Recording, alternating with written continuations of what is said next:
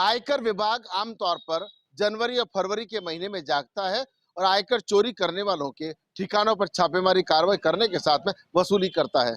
मगर इस बार नवंबर में जिस तरीके से आयकर विभाग की टीमें जागी है और बीकानेर और जोधपुर के जो शेयर ब्रोकर्स हैं उनके यहाँ जिस तरीके से सर्वे की कार्रवाई की गई है, उससे करोड़ों की अघोषित आय का पता लगने की संभावना है।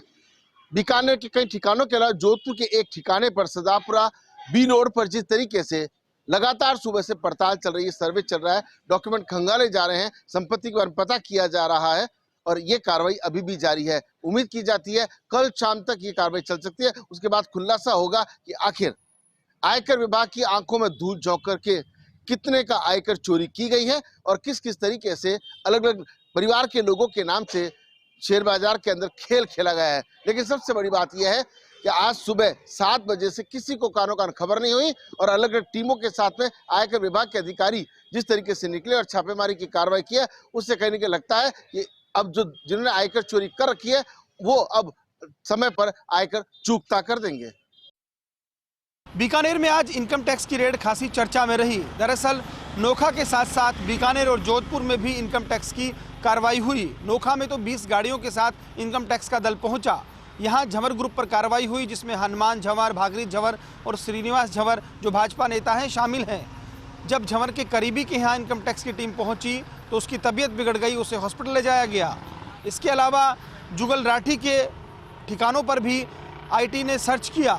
दरअसल जुगल राठी का व्यापार के साथ साथ एनसीडीएक्स के अलावा कुछ और ऐसे कारोबारों से भी रिश्ता जोड़ा जा रहा है। तो वहीं चायल ग्रुप पर भी कार्रवाई हुई। धनपत चायल के निवास पर देर शाम तक इनकम टैक्स की टीम सर्च करती रही। तो कुल मिलाकर कहा जा सकता है कि आईटी की रडार पर ये तीनों व्यापारी थे। यही वजह रही कि 40 ठिकानों पर कार्रवाई हुई और जैसा कि इनकम टैक्स कार्रवाई करती है, बेहद सुनियोजित तरीके से इस कार्रवाई को अंजाम दिया गया। जहाँ तक इन व्यापारियों की बात है, कोई कांग्रेस से जुड़ा है, कोई भाजपा से जुड़ा है, साथ ही साथ ये भी कहा जा रहा है कि सटोरियों से भी तार जुड़े हैं। इस तमाम कार्रवाई को लेकर हालांकि अभी तक इनकम टैक्स का आधिकारिक बयान नहीं आया है कि कितनी राशि मिली है, क्या कुछ हुआ है, लेकिन फिर भी ये कहा जा सकता है कि इनकम टैक्स ने लगातार इन व्यापारियों पर कहीं ना कहीं नज़र रखी। यही वजह रही कि 40 ठिकानों पर एक साथ इस कार्रवाई को अंजाम दिया गया। भरतपुर संभागीय आयुक्त साबरमल वर्मा ने बयाना के बागरैन में की जन सुनवाई, तो वहीं भरतपुर जिला कलेक्टर आलोक रंजन ने नगर उपखंड के रसिया गांव में की जन सुनवाई।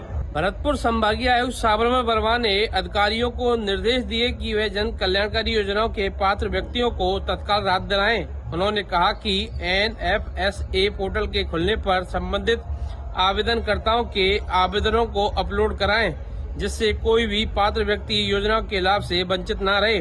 उन्होंने विकास अधिकारी बयाना के जन सुनवाई कार्यक्रम में अनुपस्थित रहने पर जिला परिषद सीओ को कारण बताओ नोटिस जारी करने के निर्देश दिए।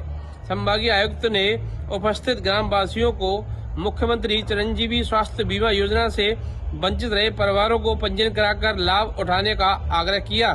तो वहीं दूसरी ओर भरतपुर जिला कलेक्टर आलोक रंजन ने नगर पंचायत समिति के गांव रसिया में ग्राम पंचायत स्तर जन सुनवाई की। उन्होंने जन सुनवाई के दौरान अनुपस्थित रहे अधिकारियों को कारण बताओ नोटिस जारी करने के निर्देश दिए। जन सुनवाई के बाद भरतपुर जिला कलेक्टर आलोक रंजन ने नगर में उपखंड स्तरीय अधिकारियों की बैठक ली, जिसके बाद उन्होंने नगर पालिका स्थित इंदिरा रसोई का औचक निरीक्षण किया और संचालक को साफ सफाई रखने के निर्देश दिए।